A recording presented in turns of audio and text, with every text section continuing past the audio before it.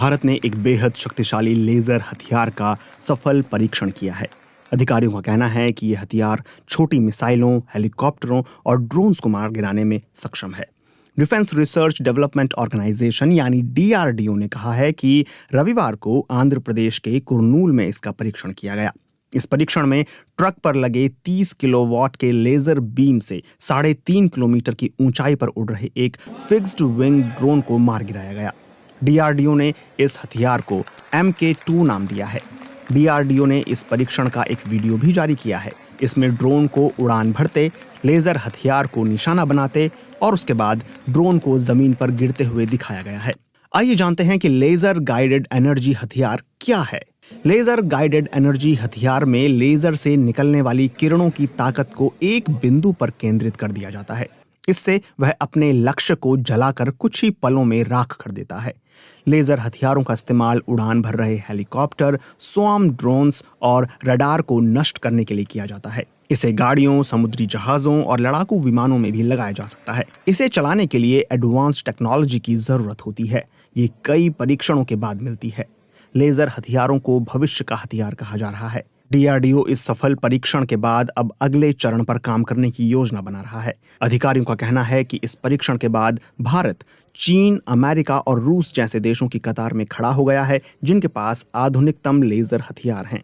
DRDO के प्रमुख Sameer we Kamat ने कहा कि डीआरडीओ अब अन्य संस्थाओं के साथ मिलकर और शक्तिशाली व कारगर लेजर हथियार बनाएगा। We are looking at a collaboration with a foreign OEM to make sure to cut down the risks of a development. So we want to work with a foreign OEM to cut down the risks as well as cut down the time for development. And hopefully we will have some good news on this in the next few months.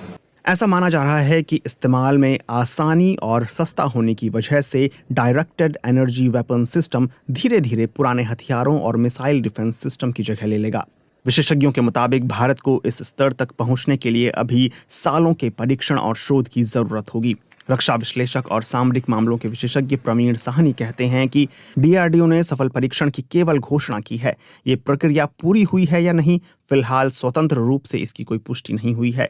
Laser हथियारों की बात की जाए तो 30 kilowatt का हथियार बहुत शक्तिशाली नहीं है, लेकिन अधिकारियों का ये दावा सही है कि इससे ड्रोन गिराए जा सकते हैं।